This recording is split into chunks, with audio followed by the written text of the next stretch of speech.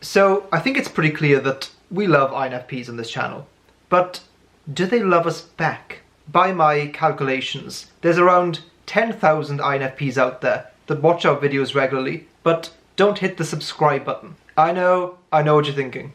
But Nathan, you only last like 3 or 4 minutes in your videos. I've embarked on an intense quarantine cardio regime, so my stamina is going in this direction. So I'll make you a deal. You can hit the subscribe button now. I'll try to last longer. And if by the end of the video you're left with a sense of disappointment, then you can just unsubscribe. Let's try an innocent until proven guilty approach. So let's start with the obvious. One of their primary fears will be submitting their individuality to the churn of the machine. When you think of any system or organization or institution that involves people, for it to work efficiently and effectively, it has to a certain extent, sacrifice accounting for the individuals involved. There's a one-size-fits-all mentality that's adopted. For example, in the education system, we know that people have a preference for different styles of learning, yet the school system and the conventional classroom doesn't really cater for all of those. It's one blanket approach applied to everyone, and by definition, it will not serve perhaps even the majority of people. And then later in life, when you have a job, there's very little appeal in those systems to what motivates an individual on a deep level. It's supply and demand. And in many systems, people just have to do the daily grind to meet those demands. INFPs, more than possibly any other type, can get lost in this systematic abyss. The problem is that INFPs aren't scalable. When these societal systems are built brick by brick, or perhaps box by box, INFPs don't really fit into boxes. Because society moves towards standardization, or should I say, the things that naturally scale up and grow are often standardized. INFPs are so often the opponents or opposers of this kind of standardization. It's about protecting the right to have their own beliefs and values and principles and ideals, but it's actually more than that. It's protecting that right for everyone, even people that disagree with them. So we've reached that point in the video where I need to talk about Star Wars.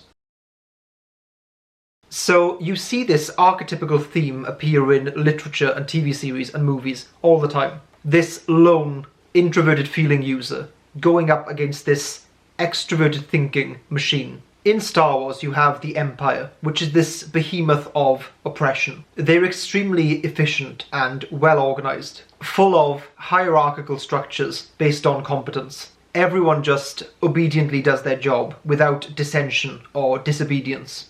It's a very cold and austere entity, almost like an evil hive mind, where all individuality is just stamped out. Then you have the hero of the story, Luke Skywalker, who in this example is going to be representing the FI values. He's often typed as an INFP, sometimes an ISFP. Most of the time, he doesn't have a clue what he's doing. He's kind of all over the shop, doesn't have discipline, needs to learn to control his emotions.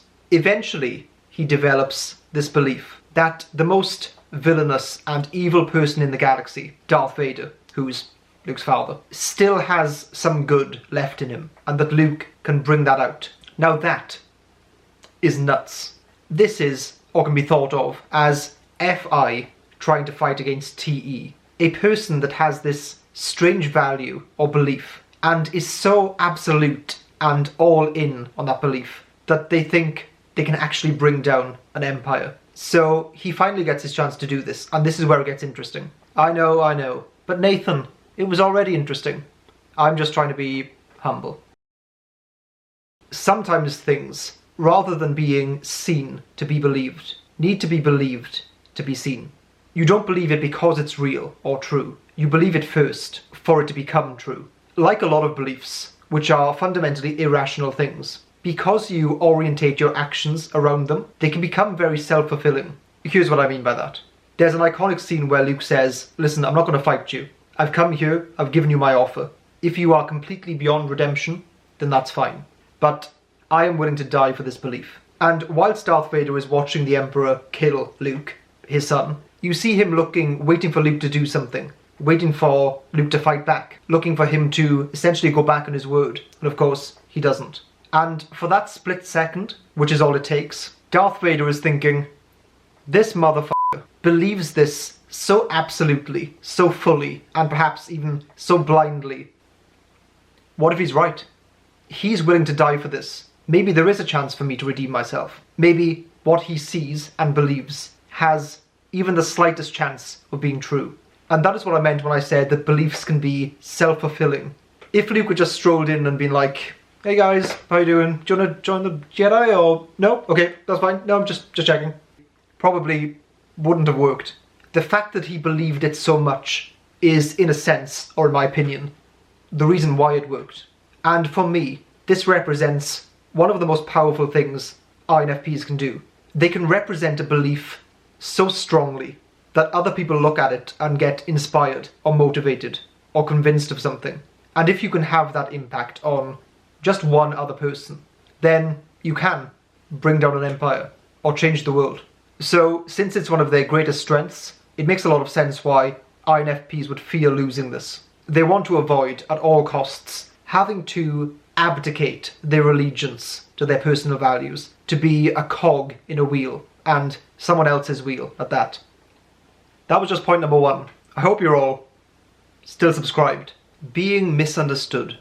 I mean this in kind of the most literal sense. Not being seen as weird, although that's entirely possible, but actually trying to articulate what's going on in here, only for people to completely misinterpret or just fail to grasp what the INFP is getting at or trying to express.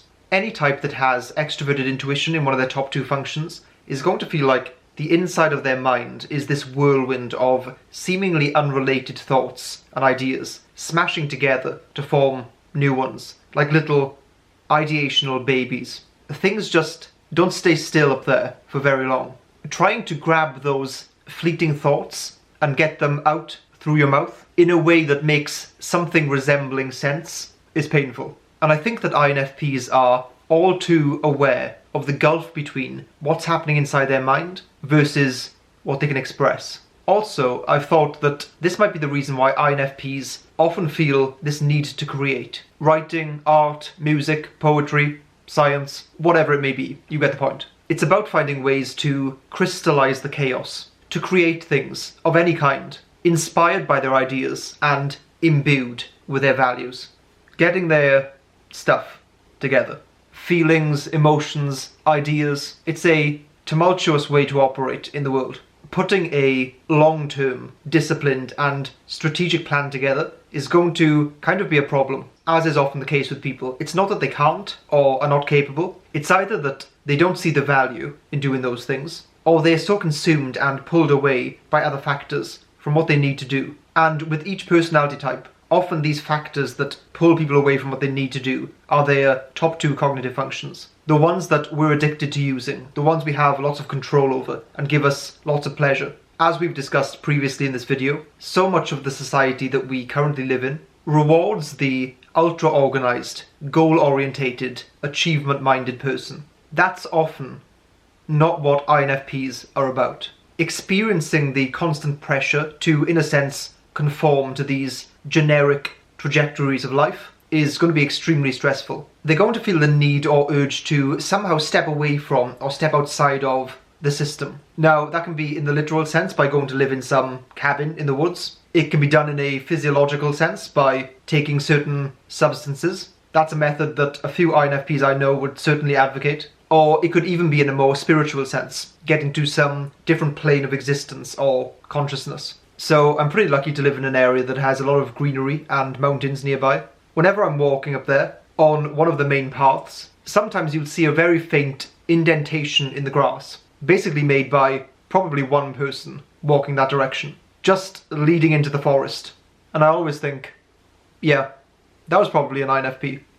Speaking of interesting paths to take, if you visit our Patreon page, which I'll link down below, you'll see that finally we're adding videos to it. Our aim is to kind of make that like a second channel, somewhere that we can put lots of different kind of content. One of the videos coming up soon is us giving advice to an INFP in a relationship. So if that sounds interesting to you and you happen to wander by, you're all welcome anytime.